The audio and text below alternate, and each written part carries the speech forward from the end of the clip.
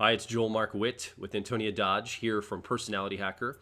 We're continuing our short series with Beatrice Chestnut, Dr. Beatrice Chestnut, who is the author of 2 books on the Enneagram, The Complete Enneagram and 9 Types of Leadership. She has published a program here with Personality Hacker called the Enneagram Roadmap. And in this program, it's a deep dive into the Enneagram system and into the different types, into the different what are called subtypes, which we'll get to in a video in the future, and talking about the personal growth path of all the different types, and then how to apply this to your life. And a great program, but before we get to the specifics of the program, Dr. Beatrice Chestnut, let us know your story, your background. How did this become such a big part of your life? Where's the passion coming from? Because you were in the studio with us for 5 or 6 days shooting this program, and we can feel the passion of the Enneagram for coming from you. So just expand upon that. What's your story? Yeah, thanks. I love that question. What's your story? So, I didn't really ever intend to kind of do this or even study psychology. But I encountered the Enneagram in 1990 from a friend of mine's father. So I had grown up with this guy, Dave Daniels, that I'd known since junior high. We were best friends. And I came to know his father just from being at his house and knowing him. And his father's name was also David Daniels. And David Daniels is a psychiatrist at Stanford who, in around 1988, 1989, connected up with Helen Palmer, who was someone who wrote one of the first popular books about the Enneagram when it kind of first started coming onto the scene at around that time. And Dr. Daniels was working with Helen Palmer to actually start one of the first Enneagram schools. And he was a Stanford psychiatrist. And so it was sort of interesting that he was getting into something that was a little bit esoteric, a little bit not mainstream psychology, but he was so passionate about it. And he was calling it his life's work. And at one night at dinner, he shared it more with me. And he told me he thought I might be a type 2. And so I was interested in what this meant. Although I have to tell you, I was, I was a few years out of undergrad, and I hadn't studied psychology at all in college. And I had taken one psychology class, and it was actually the only class I got a C in. And I didn't really like it because even though I'm fascinated by people and I've always been really interested in people and what they're doing and what makes them tick, I knew that about myself. I found psychology to be sort of boring because it seemed like it was just putting jargony names to things that were obvious. So I hadn't really been that interested in psychology. But when I encountered the Enneagram, it totally blew my mind because when I read the description of my type 2, it said so many things about me that I knew to be true. And I had always just thought that typologies couldn't really tell you that much. They were necessarily superficial and not that interesting. But when I read the Enneagram, it opened my mind to a whole world of possibilities in terms of what psychology could really be about. And one of the things that I really loved about the Enneagram is it was also connected to spirituality. Now, you can study the Enneagram purely as a psychological tool or even applying it in business, or a spiritual tool, or both at the same time, or you can just use it in a very practical way. And that's one of the things I like about the Enneagram. But when I started using it to study myself, I just learned so much about myself so quickly. For instance, not only did I read things about myself that I knew to be true, like I tend to focus on relationships and I'm very concerned with whether or not people like me and gaining approval from others. These are things I knew to be true, and the way it described it helped me understand it even more. But it also pointed out some of my blind spots.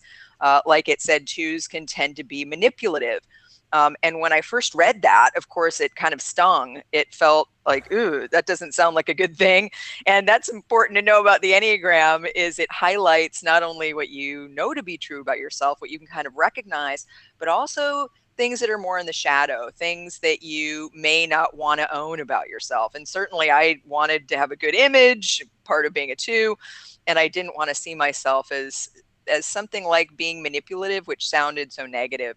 But when I really read more about what that meant, and when I really thought more and reflected more about what it meant, being manipulative basically means moving things around behind the scenes to get what you want in an indirect way. And twos do that because it's hard for us to ask for what we need in a direct way. So this was an example of something really big that I learned about the way I was operating in the world that I didn't really see and own before. And so there were many insights that flowed after that that I learned about myself from learning and studying my Enneagram type description. So it sounds like one of the things that came from your introduction to Enneagram and figuring out your type is that there were elements of your personality that maybe you hadn't yet owned, but when it was put in front of you as part of your personality type, not only were you able to own it, but you were also able to sort of work with it, because when you first read the word manipulative, you had like an instant reaction against it. And you're like, oh, Right, well, I don't want that to be me. But then over right, time, when you sort of held it, you went, okay, what exactly is being manipulative? What is the purpose of it? And so then it yeah, became less personal. You were able to sort of hold it outside of yourself and study it and figure out what was going on, and then be able to, I'm assuming, work with it, like understand when it's contextually right, appropriate, or understand when you actually need to ask for what you want. And that's actually the right. challenge. Manipulation is just a strategy to deal with the real challenge. So it gave you this whole world of language around something that was going on for you, that now, because you had language around it, you had the ability to do something about it. Right. It helped me understand an aspect of myself that I had been totally blind to. And I think some of these traits that we have, they're only really negative when we're blind to them. And so, I got defensive around being called manipulative. But once I really thought deeply about what that was about, I could have a lot of compassion for myself Hmm. around the fact that I tended to manipulate situations to get what I want, and how, because it's really hard for me to be rejected. That's the most painful thing in the world. And so asking someone directly for something, or telling someone that you want to have a relationship with them, is a vulnerable thing. So not only did I learn a lot about a pattern I had that I just didn't see.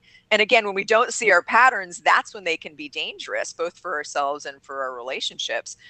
But I could also understand myself at a much deeper level, because I could understand my motivation and where that came from. And again, a lot of our motivations come from these early survival strategies, and they help us get along in the world. And so there's a reason why we're doing them. And I, as a therapist, oftentimes people will talk about something they do when I'm working with them, and they'll be very negative about themselves. They'll say, "Oh, it's really bad that I'm doing this."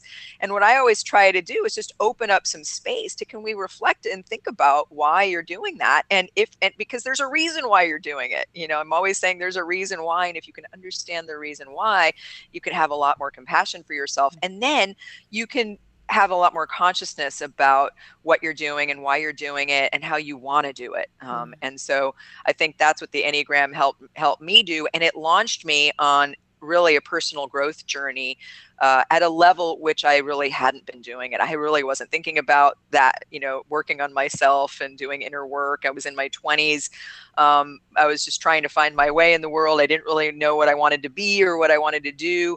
But the Enneagram really helped me to know myself better, which was the beginning. I got into therapy eventually and used the Enneagram as a therapeutic tool, as a client in therapy, to learn more about myself and to understand that, I mean, for one thing, when I got into therapy and was looking at myself and using the fact that I was a two as a big help, what I realized is I was really not in touch with myself. Twos tend to lack a sense of self because they're so focused on others. And again, their strengths lie in meeting others' needs, in tuning into others, aligning with others, creating connections, being liked. Um, but what I wasn't very connected to was my own feelings and my own needs, and like what I wanted to do in the world. And so the Enneagram was a huge support to me in finding my own path, learning who I was, and finding my career, which ended up being becoming a psychotherapist and working with the Enneagram. Hmm. And you use the Enneagram in your practice. with your clients, Right. people you work with? Right.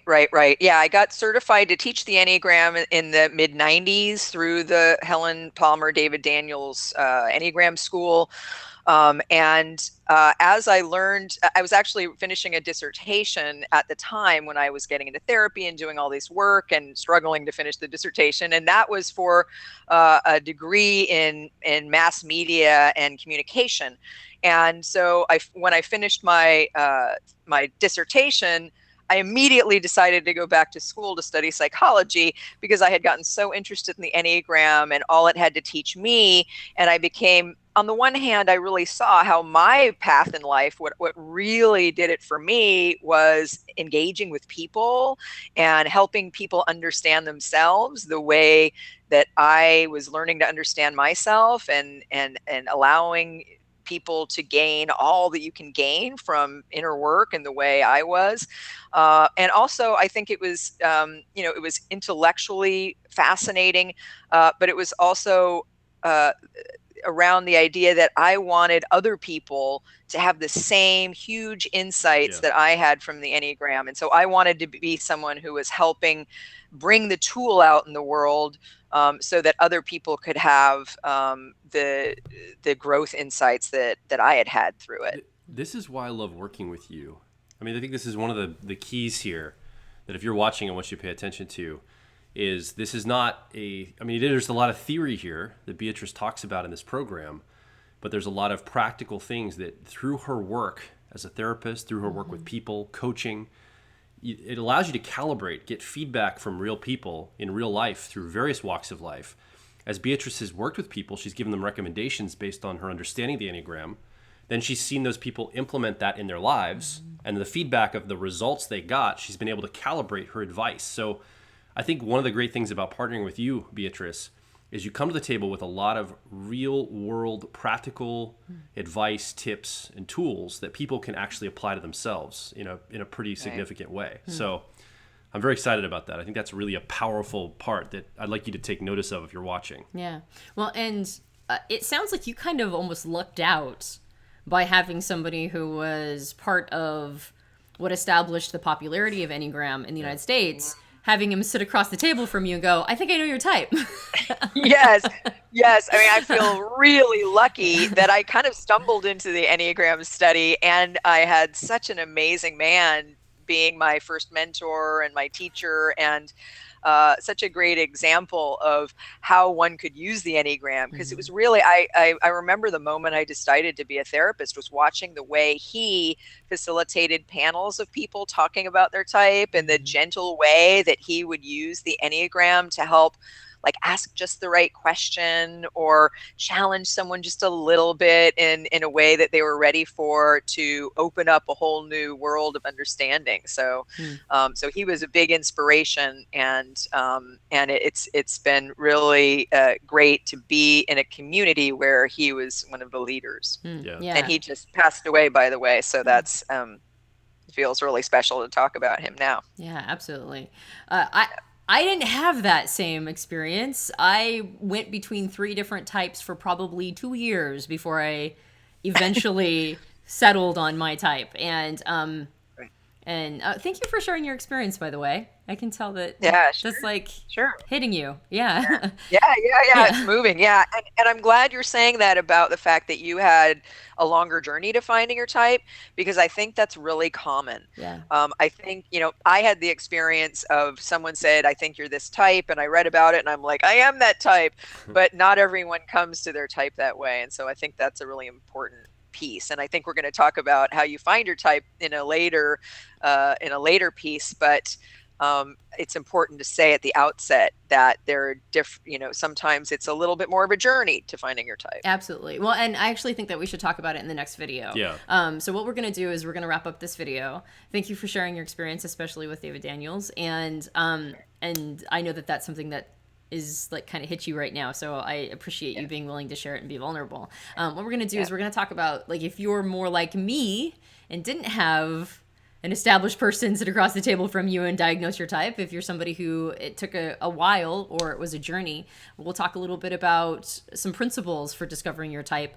and maybe some of the reasons why it's difficult to find your type. So stick with us and meet us at the next video.